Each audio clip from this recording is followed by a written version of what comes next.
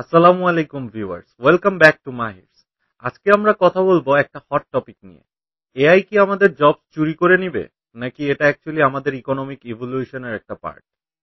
Chat GPT, mid journey, copilot, these AI tools are creating waves, but are these waves drowning our jobs, or are they opening new oceans of opportunity? চলুন গল্পে গল্পে আমরা AI, job loss আর একটা interesting economic concept creative destruction এর ব্যাপারে জানার চেষ্টা করি।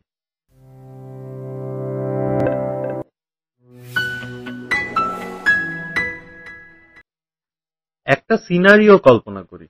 ধরেন একজন কন্টেন্ট রাইটার ফাইবার ইউজ করে মাসে $600 আর্ন করত। দেন হঠাৎ করে চ্যাট জিপিটি আসলো। ক্লায়েন্টসরা হঠাৎ রিপ্লাই দেওয়া বন্ধ করে দিল, অর্ডারও ড্রপ করা শুরু করে দিল সিগনিফিকেন্টলি। এখন ওই ব্যক্তির income all of a sudden হয়ে গেল half of what he use to earn. But here is the twist, ওই কন্টেন্ট রাইটার হার মানল না। সে এআই ইউজ করা স্টার্ট করে আরো দ্রুত এবং আরো বেটার লেখা শুরু করে দিল, and eventually he doubled his income. So AI কি ওর জব কেড়ে নিল, নাকি ওকে আরো বেটার কিছু দিল? Let's face it, AI is not the future anymore, it's the present. World economic ফোরামের 2025-এর একটা রিপোর্ট বলছে 2030 সালের মধ্যে এআই অ্যান্ড অটোমেশন প্রায় 9,20,00,000 জবস রিপ্লেস করতে পারে। ফোর্বসের একটি রিসেন্ট আর্টিকেলের তথ্য অনুসারে আমেরিকার one of the largest investment banks Goldman স্যাক্স প্রেডিক্ট করছে যে up to 50% job generative AI and robotics দ্বারা ফুললি অটোমেটেড হয়ে যেতে পারে বাই দ্য ইয়ার 2045। শুধু তাই নয়, অক্সফোর্ড ইকোনমিক্স এস্টিমেট করেছে যে ওয়ার্কফোর্সে রোবট ইন্ট্রোডিউস করার জন্য মোটামুটি 2 কোটি এর মতো জব 2030-এর মধ্যে শুধু ম্যানুফ্যাকচারিং খাতেই হারিয়ে যাবে। ফ্রাস্ট্রেটিং স্ট্যাটস, কিন্তু এখানেই কি শেষ? এআই এর প্রধান শিকার কিন্তু মোস্টলি মিড স্কিল জবস। এর কারণে ইনকাম ইনইকুয়ালিটি বেড়ে যাচ্ছে, কারণ মিডল ক্লাসের সংখ্যা শ্রিঙ্ক করছে। লাইফ লং স্কিলগুলো রাতারাতি আউটডেটেড হয়ে যাচ্ছে।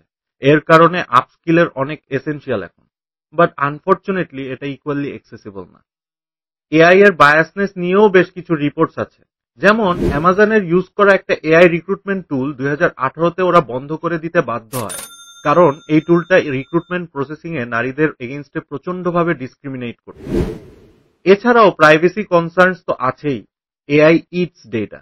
শুধু 2024-এই আইডেন্টিটি থেফট রিসোর্স সেন্টার বা আইটিআরসি এর রিপোর্ট অনুযায়ী 135 কোটির উপরে ডেটা ব্রিচ নোটিশ ইস্যু করা হয়েছে, যা 2023-এ ছিল 41 কোটির মতো। চিন্তা করা যায়? আর এগুলোর পাশাপাশি বিভিন্ন পলিটিক্যাল ক্যাম্পেইনে ডিপফেকস এর ইনফ্লুয়েন্স, অল্প কিছু টেক জায়ান্টের মনোপলি পাওয়ার দিন দিন বৃদ্ধি পাওয়া, টিকটক, ইনস্টাগ্রামের মতো সোশ্যাল মিডিয়াগুলোতে ইউজ করা এআই অ্যালগোরিদমের কারণে ক্রিয়েট হওয়া মেন্টাল হেলথ ইম্প্যাক্ট, এসব তো আছেই। সাউন্ড সো হোপলেস, কিন্তু হিস্টোরি আমাদের অলওয়েজ পাওয়ারফুল কিছু শেখায়। একটাই strong and powerful economic theory এর কথা বলি, ক্রিয়েটিভ ডিস্ট্রাকশন। 1942 সালে Austrian economist Joseph Schumpeter creative destruction নামের এই কনসেপ্টটা সবার সামনে নিয়ে আসেন, যা ফেমাসলি এক্সপ্লেইন করে how old jobs and industries get destroyed but new and better once rise from the ashes. তিনি মূলত বুঝাতে চেয়েছিলেন যে ইনোভেশন আর নতুনত্ব কিছু লেস ইফিশিয়েন্ট জব ধ্বংস করে দিলেও better and more productive jobs create করে, যা আমাদের ক্যাপিটালিস্টিক সোসাইটিতে ইকোনমিক গ্রোথের জন্য অনেক জরুরি। আর এটা বুঝাতে গিয়ে তিনি ফোর্ড মোটর কোম্পানি এর প্রতিষ্ঠাতা হেনরি ফোর্ডের বিখ্যাত অ্যাসেম্বলি লাইন এর উদাহরণ টেনে আনেন, যা ম্যানুফ্যাকচারিং ইন্ডাস্ট্রিতে একটা বিরাট বিপ্লব ঘটিয়েছিল। এছাড়াও যদি একটু ভেবে দেখেন তাহলে অনেক এক্সাম্পল আমাদের সামনেই রয়েছে। ইন্টারনেটের গ্লোবালি আবির্ভাব হওয়ার কারণে নিউজ পেপার ইন্ডাস্ট্রি ফেইড হয়ে গিয়েছে, কিন্তু news writers are still there, right? Plus নেটফ্লিক্সের কারণে ডিস্ক রেন্টাল আর ট্র্যাডিশনাল মিডিয়া ইন্ডাস্ট্রি শ্রিঙ্ক হয়ে গেলেও ক্রিয়েটিভ ট্যালেন্ট আর প্রোডাক্টের চাহিদা কমে যায়নি। So is it painful? Yes, but is it necessary for progress? Absolutely. AI অনেক জব রিপ্লেস করার পাশাপাশি অনেক নতুন ক্যারিয়ার পাথও ক্রিয়েট করছে। AI prompt engineers, data annotators, machine learning auditors, AI ethics officers ইত্যাদি এখন ওয়ার্ল্ডের মোস্ট ডিমান্ডিং জবগুলোর মধ্যে রয়েছে। বাংলাদেশের ক্ষেত্রে যদি চিন্তা করেন, তাহলে দেখা যাচ্ছে যে দেশের বিপিও আর customer support sector already AI চ্যাটবক্সের সাথে স্ট্রং কম্পিটিশন ফেস করছে। সুতরাং যারা অ্যাডাপ্ট করতে পারবে তারা সাকসেসফুল হবে, আর যারা রেসিস্ট করবে তারা পিছনে পড়ে থাকবে। So the future isn't AI versus humans, it's humans plus AI versus those who refuse to evolve. এখন আপনি হয়তো ভাবছেন, ভাই আমার জব তো স্টেবল, এআই আমার কি করবে? ওয়েল, দ্য ট্রুথ ইজ কোনো ইন্ডাস্ট্রি এখন আর আনটাচড না।